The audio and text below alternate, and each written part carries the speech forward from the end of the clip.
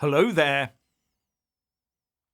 Taking hostages is bad enough, but Hamas then parading coffins and celebrating the fact that those hostages were killed in captivity is downright evil.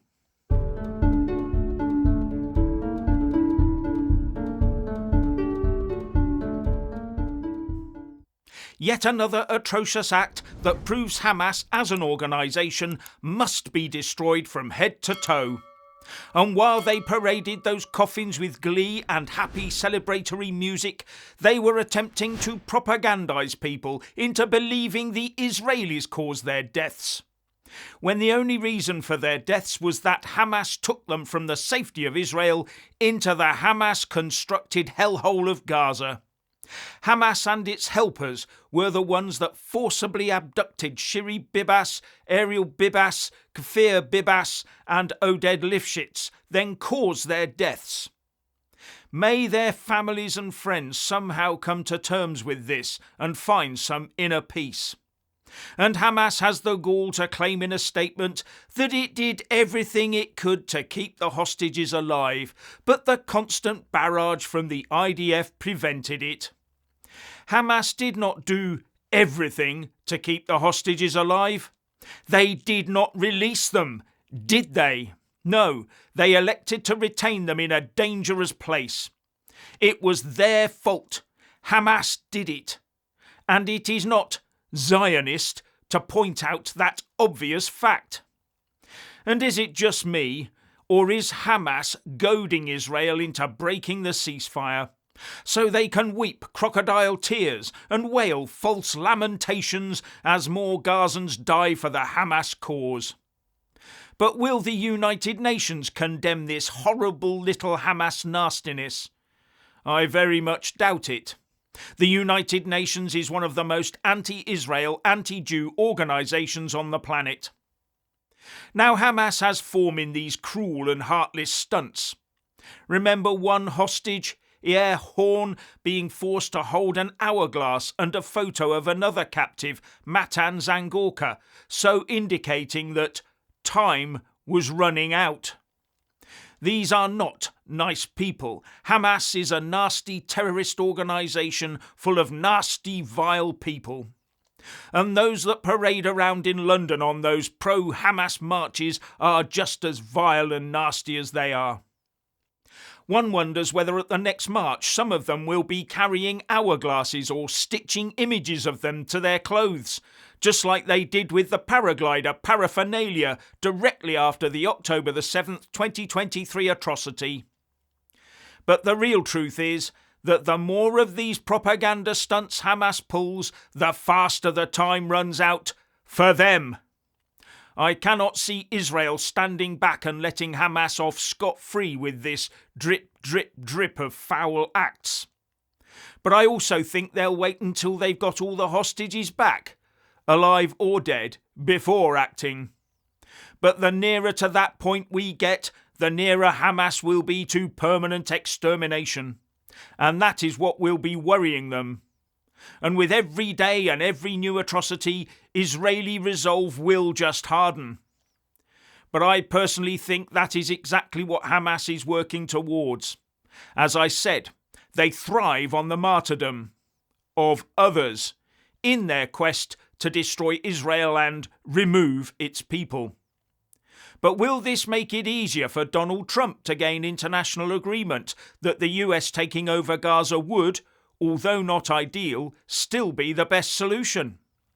After all, it was an international plan by the League of Nations, the UN forerunner, that shaped the Middle East as it is by putting in train the creation of Israel. And Jordan, by the way. Now, were Trump's plan to emerge as the only viable option going forwards, what would happen to the bulk of the people living there? Where would they go while Gaza was rebuilt? Well, expect Keir Starmer to be offering to take a couple of 100,000 just to get the ball rolling, with Sadiq Khan offering up any new houses in London, no doubt too. Then they can swell the numbers of those interminable pro-Hamas marches, can't they?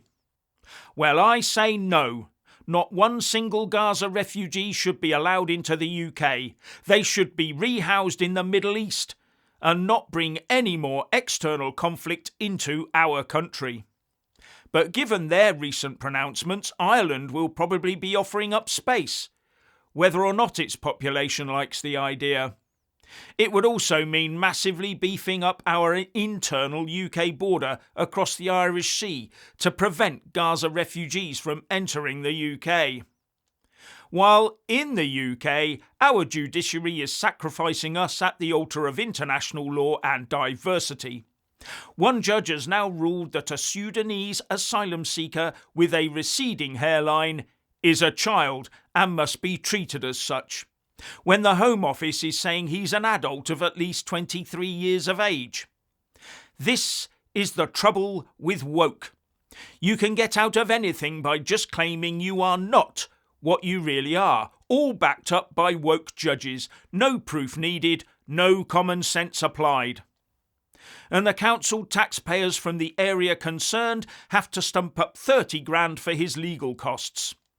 And according to the Telegraph, one of the judges overseeing this case had a part in allowing that family of 6 Palestinians to use the Ukrainian asylum process to seek refuge in the UK. Remember that one?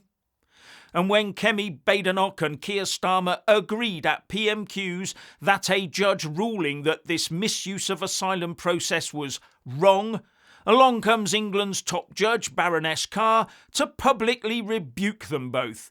Yes, publicly rebuke them for not towing the judge's woke line. Politicians must keep their noses out of the judiciary's business and never criticise.